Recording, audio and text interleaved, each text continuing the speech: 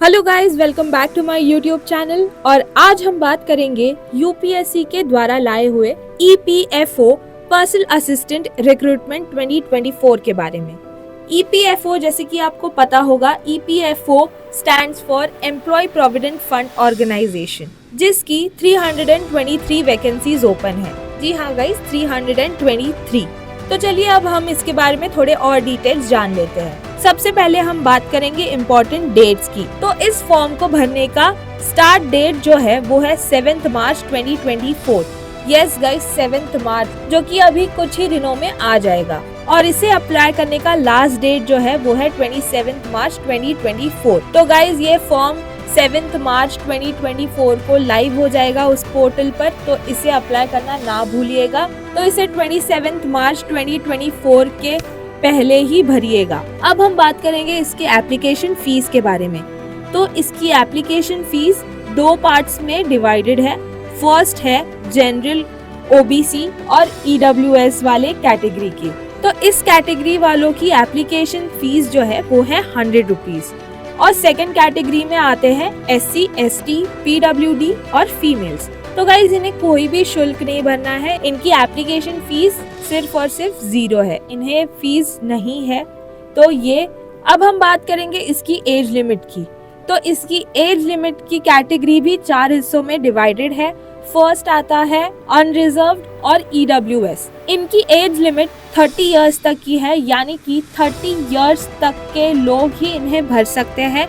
और याद रखिएगा गाइज, 7 मार्च इसका स्टार्ट डेट है। तो आप अगर 7 मार्च तक आप 30 इयर्स के हो तो ही आप इसे भर सकते हो। अब सेकंड कैटेगरी की हम बात करें तो ये है ओबीसी और इसकी एज लिमिट है 33 इयर्स। थर्ड आता है एससी और एसटी, जिसकी एज लिमिट 35 इयर्स तक की है। और लास्ट कैटेगरी है पीडब्ल्यूबीडी की। तो इसे भरने के लिए एज लिमिट जो है वो है 40 इयर्स।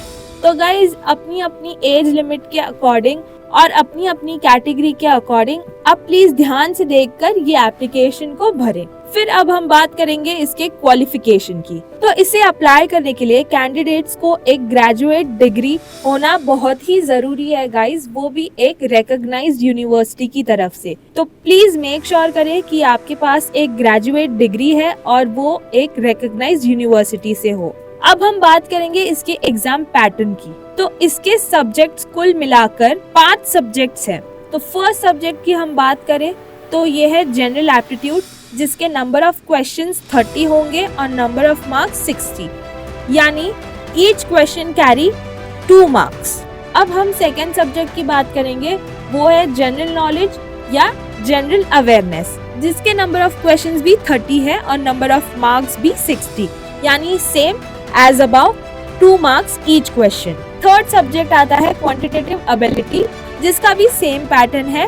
नंबर ऑफ क्वेश्चंस 30 और नंबर ऑफ मार्क्स 60। अब हम फोर्थ सब्जेक्ट के बारे में बात करेंगे, जो है जनरल इंग्लिश विद कॉम्प्रिहेंशन। इस सब्जेक्ट के नंबर ऑफ क्वेश्चंस जो होंगे वो है 50 और नंबर ऑफ मार्क्स 100। सेम ही होगा, 2 मार्क्स ईच क्वेश्चन। अब हम लास्ट सब्जेक्ट के बारे में बात करेंगे, जो कि कंप्यूटर लिटरेसी है। तो इसके नंबर ऑफ क्वेश्चंस 10 होंगे और इसके नंबर ऑफ मार्क्स 20 होंगे। तो in total guys number of questions आपको जो सॉल्व करने होंगे वो है 150 क्वेश्चंस और नंबर ऑफ मार्क्स आपको होंगे 300, यानी ईच क्वेश्चंस 2 मार्क्स। तो अब हम बात करते हैं इसके सैलरी की। तो गाइज इसकी बेसिक सैलरी जो है वो है 44,900 पर मंथ। गाइज प्लीज याद रखना, ये सिर्फ एक बेसिक सैलरी की यहाँ हम बात कर रहे हैं। और ये याद रखना गाइज, इसके अलावा आपको नीचे दिए गए अलाउंसेस भी प्रोवाइड किए जाते हैं। तो ये आपको बेसिक सैलरी जो कि 44,900 है, उसके साथ साथ आपको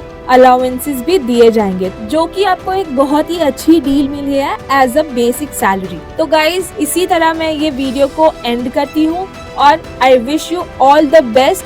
आप ये फॉर्म प्लीज भरो, अपनी पढ़ाई स्टार्ट करो। Till then take care, study well, and if you have any doubts please mention below in the comment section and do let us know. We are ready to help you. Till then don't forget to like, share, comment and subscribe our channel. Thank you.